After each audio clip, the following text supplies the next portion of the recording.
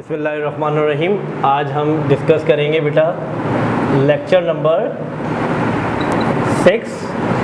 Lecture number 6 के अंदर बेटा आज हम डिस्कस करेंगे, लास्ट टाइम हम लोगों ने हिस्ट्री एंड डेवलपमेंट डिस्कस किया था। आज हम उसका remaining part history and development का डिस्कस करेंगे। हिस्ट्री एंड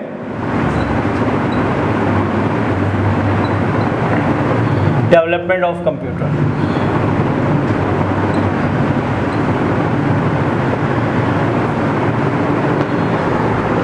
आज हम जो स्टार्ट करेंगे, आज हम स्टार्ट करेंगे बाबेज के डिफरेंस इंजन से।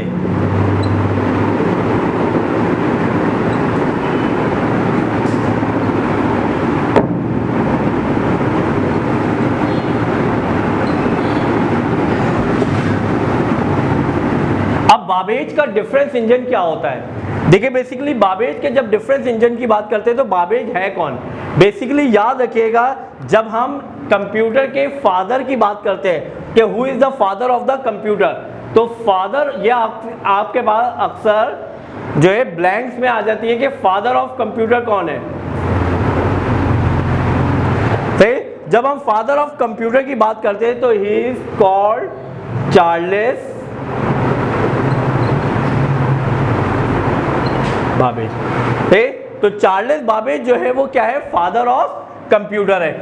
जिसने सबसे पहले आपको डिफरेंस इंजन का जो है वो दिया। डिफरेंस इंजन क्या था? डिफरेंस इंजन आपकी मैथमेटिकल प्रॉब्लम्स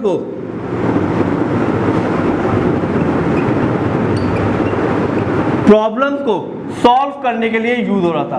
ये बेसिकली टू वैल्यू के दरमियान में डिफरेंस कर सकता था, इसीलिए इसको डिफरेंस इंजन का नाम दिया। कोई भी दो वैल्यू के दरमियान में ये बाआसानी डिफरेंस कर सकता था, इसीलिए इसको किसका नाम दिया? डिफरेंस इंजन का नाम दिया। फिर उसके बाद दूसरी बात, जब हम ये बात करें, ये वाहिद, ये पहला आपके पास मशीन थी जो कि प्रिंट करने की सहूलत रखती थी, यानी कि ऑटोमेटिकली प्रिंट होता था इसमें। फिर इसके बाद ये वाहिद मशीन थी जिसने पहली मर्तबा डेटा स्टोरेज करना शुरू की। डेटा स्टोरेज करना शुरू किया। अब आपके पास एक ऐसी डिवाइस आ गई थी जो कि आपके पास डेटा स्टोर भी कर रही थी, किसी भी दो वैल्यू के दरमियान में डिफरेंस भी डिस्टिंग्विश कर रही थी, और इसके अलावा आपके पास डेटा भी स्टोर कर रही थी। तो इसके बाद जब हम आगे चले तो बाबेज ने ही अपना एक और इंजन बनाया जिसको उसने नाम दिया बाबेज का एनालिटिकल इंजन। कौन सा इंजन? बाबेज का एनालिटिकल इंजन। बाबेज का एनालिटिकल इंजन बेसिकली बेटे डिपेंड करता था 5 चीजों के ऊपर। इट डिपेंड ऑन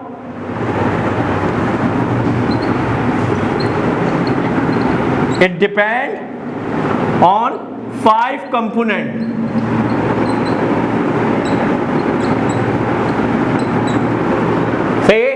जो ये हमारे 5 कंपोनेंट पे डिपेंड करता था। अब वो 5 कंपोनेंट्स कौन कौन से थे? नंबर 1 स्टोर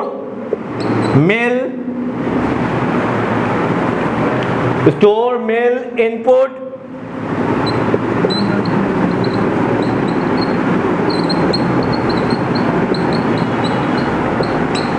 स्टोर मिल इनपुट आउटपुट, और इसके अलावा आपके पास एक और ऑप्शन होता था, दिस इज कॉल्ड कंट्रोल।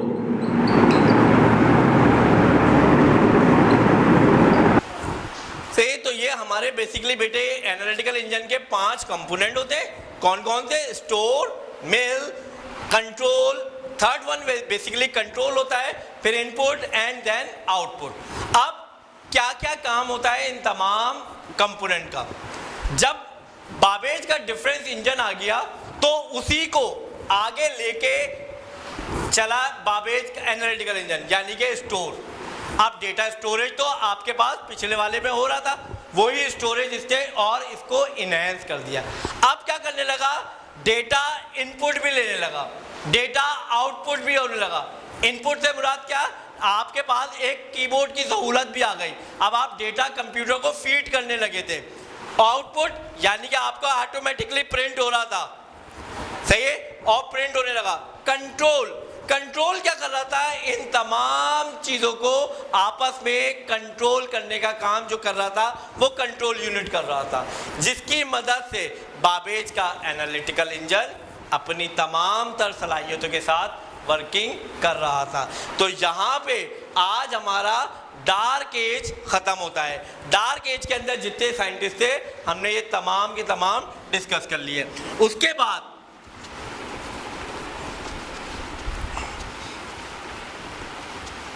हम, क्योंकि बेसिकली आप अगर बात करेंगे तो हमारे पास मिडिल एज और मॉडर्न एज भी है। मिडिल एज और मॉडर्न एज को भी हमने ऑलरेडी इसके अंदर डिस्कस कर लिया है। कुछ मॉडर्न एज के कुछ कंप्यूटर्स हैं जैसे एनिएक, एडवैक, यूनिवैक, सही है, IBM, इन तमाम को अब हमें डिस्कस करना है। तो हम अब डिस्कस करेंगे मॉडर्न एज।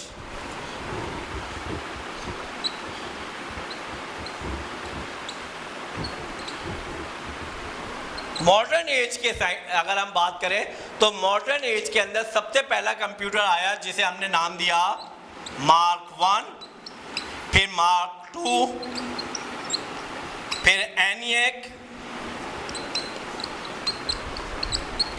एडवैक,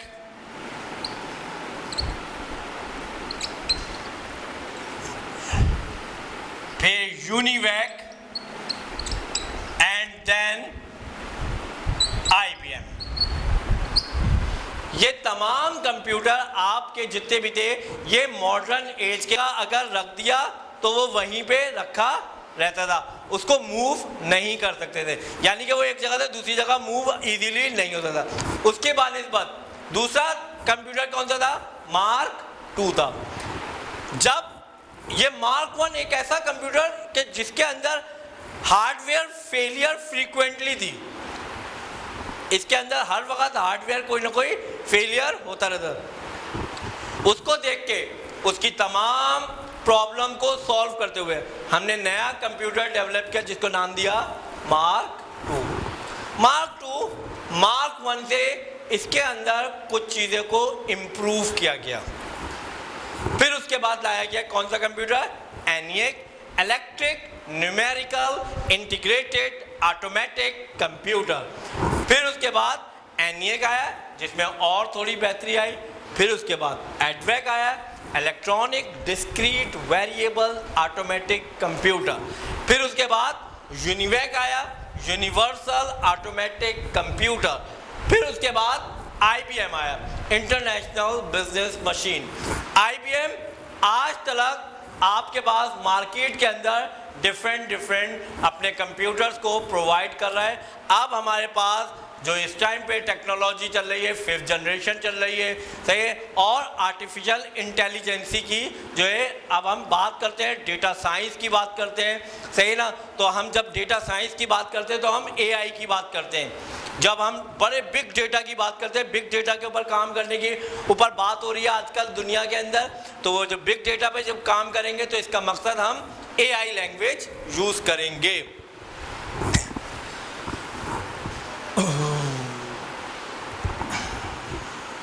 अगर हम आगे चलें तो हमारे पास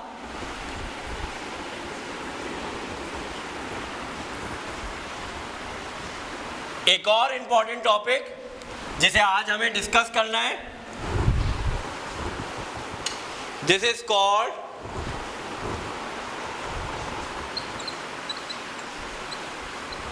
जनरेशन।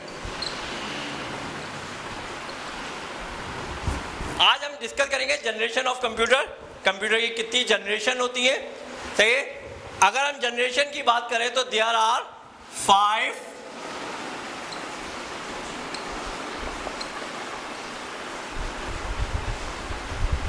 Generation of computer.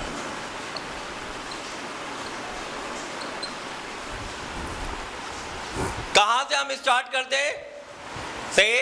जब हम बात करते हैं तो मैं इसका एक टेबल आपके सामने ड्रॉ कर रहा हूं, फिर वो टेबल आप लोग देखिएगा कि वो टेबल किस तरह से वर्किंग करता है, ताकि जो है हम उस टेबल की बुनियाद के ऊपर कोई भी टास्क परफॉर्म कर सकेंगे। सही है ना?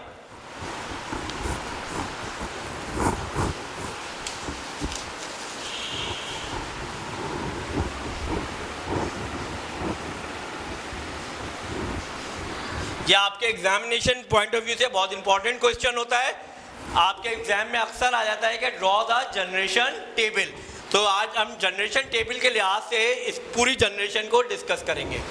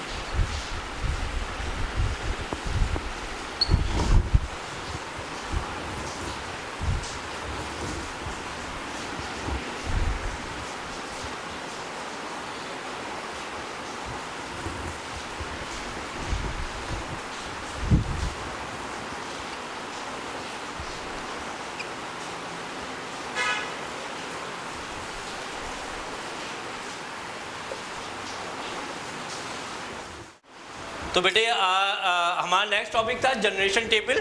से जनरेशन टेबल के अंदर ये मैंने आपके सामने एक टेबल ड्रॉ किया हुआ है। से इस टेबल के ऊपर हम डिस्कस करते हैं कि ये table basically generation of computer क्या होता है। जब कंप्यूटर की जनरेशन की बात करते हैं तो there are 5 generation, first generation, second generation, third generation, fourth generation, fifth generation. हर जनरेशन के कुछ ड्रॉबैक्स हैं, कुछ पॉजिटिव चीज़ें और कुछ उसके ड्रॉबैक्स हैं, यानी कि कुछ एडवांटेजेस हैं और कुछ डिसएडवांटेजेस हैं। पहले हम बात करते हैं फर्स्ट जनरेशन की। आपके पास ये एग्जाम्स के अंदर एक दूसरे तरीके से भी क्वेश्चन आ सकता है। सम टाइम आपके पास कैरेक्टरिस्टिक्स पूछ ली जाती हैं कि write down the characteristics of first generation या सेकंड जनरेशन या थर्ड या कोई सी भी जनरेशन की कैरेक्टरिस्टिक पूछ ली जाती है। अब आपने वो कैरेक्टरिस्टिक कैसे लिखनी है? आप एक क्वेश्चन याद करें, ऑटोमेटिकली आप 5 जनरेशन की कैरेक्टरिस्टिक भी याद कर लेंगे। कैसे? लाइक फॉर एग्जाम्पल मैं कैरेक्टरिस्टिक भी आपको बता रहा हूँ किस तरह से। फर्स्ट जनरेशन की आपने क्या लिखना है? पहला आपने कहा कैरेक्टरिस्टिक, आपने कहा the time period of first generation is 1944 to 1959. Main hardware technology used in our first generation is called vacuum tube. अब वैक्यूम ट्यूब क्या होती थी बेटे? वैक्यूम ट्यूब एक ट्यूब लाइक स्ट्रक्चर होता था जो कि बहुत ज़्यादा हीट प्रोड्यूस करता था। इतनी हीट प्रोड्यूस करता था जिसकी वजह से फर्स्ट जनरेशन कंप्यूटर को हमेशा एयर कंडीशन रिक्वायर्ड होता था। जब एयर कंडीशन रिक्वायर्ड होता था इसके अंदर बहुत ज़्यादा हार्डवेयर फ्रीक्वेंटली फेलियर होता था, इसीलिए फर्स्ट जनरेशन को हल्के हल्के ख़त्म होते चले गए। फिर लार्ज मेन फ्रेम, बहुत बड़ा कंप्यूटर होता था, मेन फ्रेम कंप्यूटर कहलाता था। स्पीड बहुत ही स्लो होती थी, मिली सेकेंड। इसके अंदर मेन मेमोरी, जब हम बात करते हैं मेमोरी की तो 2 तरह की मेमोरी होती है। एक होती है हमारे पास मेन मेमोरी, एक होती है सेकेंडरी मेमोरी। इसे हम प्राइमरी मेमोरी या इंटरनल मेमोरी भी कहते हैं। उस टाइम पे मेन मेमोरी क्या होती थी आपके पास? मैग्नेटिक ड्रम से।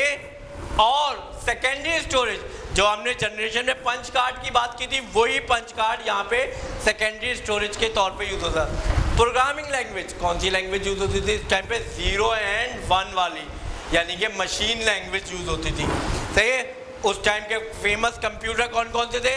ENIAC and ADVAC। इस तरह से ये तमाम जनरेशन्स आपके पास इसी तरीके से हर जनरेशन के अंदर टाइम पीरियड चेंज हुआ और वक्त के साथ साथ चेंजिंग होती चली गई, टेक्नोलॉजी इनहेंस होती चली गई, साइज छोटे से छोटा होता चली गया, स्पीड बढ़ती चली गई, स्टोरेज अच्छी से अच्छी आती गई,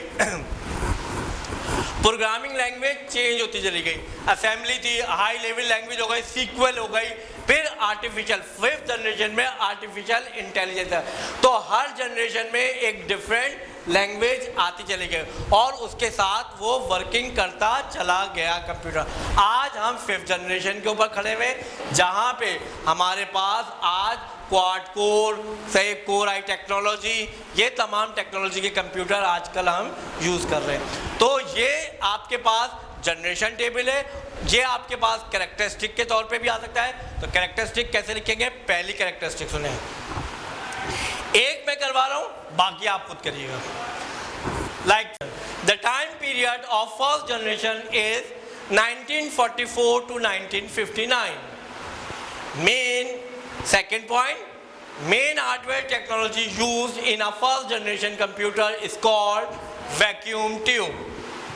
The size of the first generation computer is very large, like a mainframe computer. The processing speed of first generation computer is very slow, like a millisecond. Main memory technology is used in a first generation computer is called magnetic drum. The secondary storage of first generation computer is called punch card. The machine language is the language of the first generation computer. ENIAC and ADVAC is the famous computer of the first generation computer से। तो ये आपके पास characteristics थी, आप इसी characteristic को second, third, fourth and fifth के अंदर भी सेम इसी तरीके से अप्लाई कर सकते हैं। आज के लिए हम इतना ही रखेंगे, इंशाअल्लाहुल करीम नेक्स्ट क्लास में फिर आपसे मुलाकात होगी और इंशाअल्लाहुल करीम से तो नेक्स्ट लेक्चर में फिर बात करेंगे। अल्लाह हाफ़िज़।